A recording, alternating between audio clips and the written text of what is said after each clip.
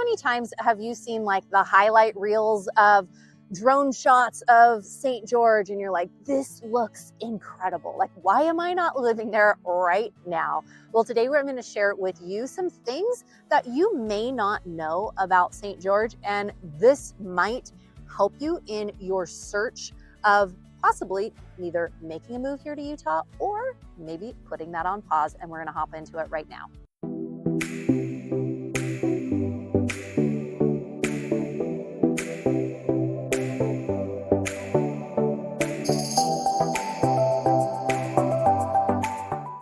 Mariah Koehle here. Welcome back to the channel, or welcome to the channel if this is your very first time here. I'm a licensed and active real estate agent here in the state of Utah, and this channel is literally everything you need to know about eating, working, playing, sleeping, and living here in Utah.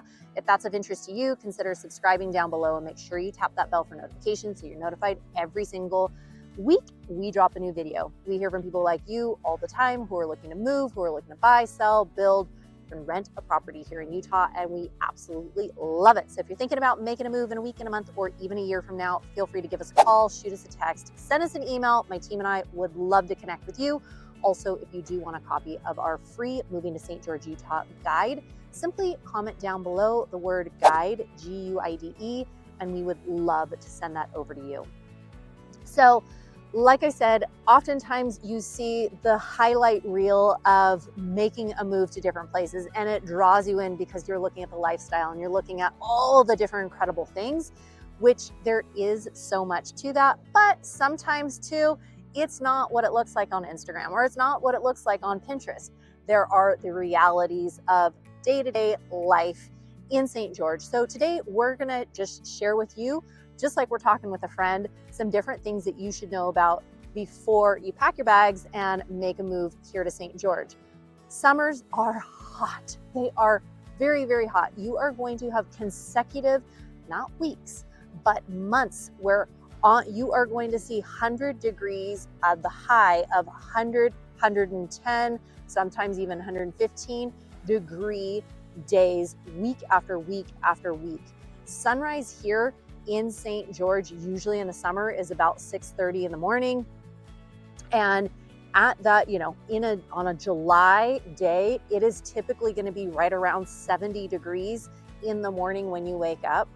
That's going to feel cool compared to what it feels like by 2 o'clock, 3 o'clock, 4 o'clock in the afternoon when you have 103, 105, 106 degree days. So it is hot.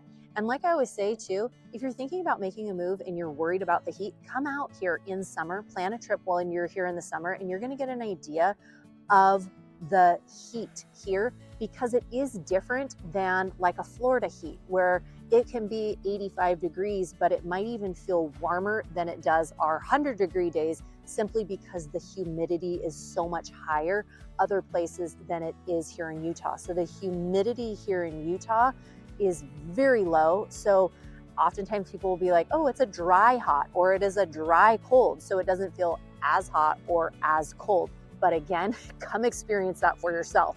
Speaking of dry, because it is so dry here, many times people will experience different health challenges because of the dryness. Eczema on hands or feet, different, dryness. Again, like I said, different parts of their body.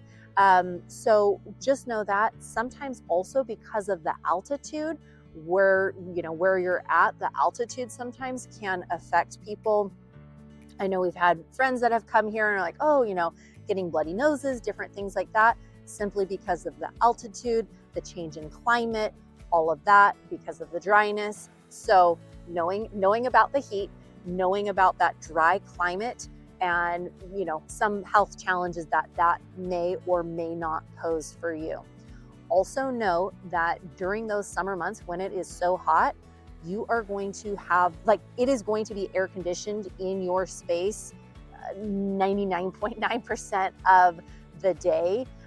So just know that if you're like, oh, I don't like running my air conditioning, to feel comfortable here, oftentimes many people will run their air conditioning. So just know that it'll be running throughout the summer, and your bills are going to be higher in the summer because of that. But compared to some different states also, utility costs tend to be a bit lower than, for example, California or Colorado.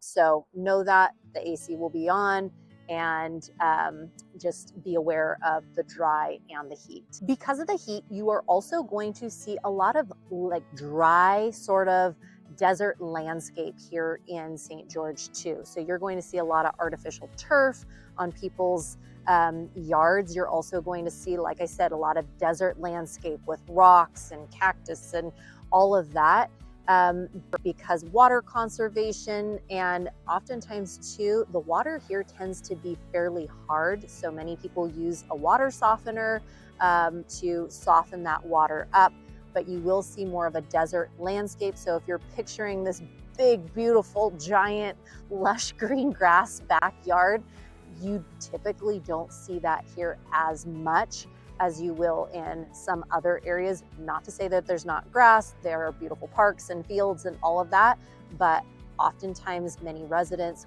will definitely have more of a desert landscape. Also, speaking of housing tends to be fairly competitive here, especially anything 600,000 and below. Those different things tend to get picked up pretty fast. Again, it depends on the year, it depends on the market, but it tends to be fairly competitive at that 600,000 mark and below. Also, if you are thinking about buying a secondary residence here in St. George, just know there are certain areas that are zoned for that, having a secondary residence, having an area that if you are looking to rent that out, do an Airbnb, whatnot, there are certain areas that can do that. Also, some of those areas, they have specific property managers for that. You cannot manage it yourself. So I always say, anytime I have clients that reach out that are like, hey, I'm thinking about buying an investment property, or I'm thinking about, it's like, okay, great. Do you know where you're looking at? Do you know what you want? Do you know all these different things?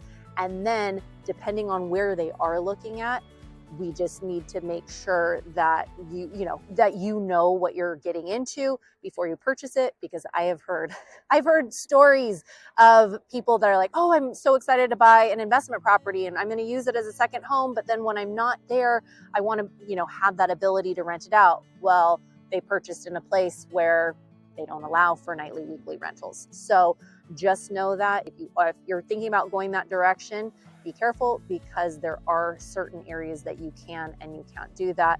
And sometimes those things change too. So just kind of keep that in the back of your mind as well. And moving on to the last couple of things, you are going to see more of a limited nightlife here in St. George. It tends to be more of a slower pace of life. Restaurants, shops tend to close a little earlier than they do in a lot of big cities. So just know, if you are looking for larger nightlife, you're going to probably want to go down about an hour and 40 minutes to Las Vegas, or up to Salt Lake City, which is about a 4-hour drive north, to have more of that big city life. But here in St. George, it tends to be a little bit slower paced, not as much night scene here in St. George. And that's actually a big draw for many people here too, that make a move, that relocate here because they're like, I want the slower pace. I'm looking to retire, or I'm looking to raise my family here, or I'm looking to, just have more peace and quiet and slower pace. So again, hopefully this gives you a little bit of an idea.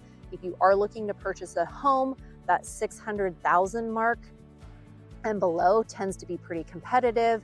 The heat, you're going to have that dry climate here, but you're going to have multiple 100-degree days, day after day after day. In the summertime, sometimes that it can affect people's the skin and eczema and all that. So just be aware of those different health challenges, if that might play a factor into your decision too. Slower pace of life, less activities during the night, and then also you have more of that desert landscape here.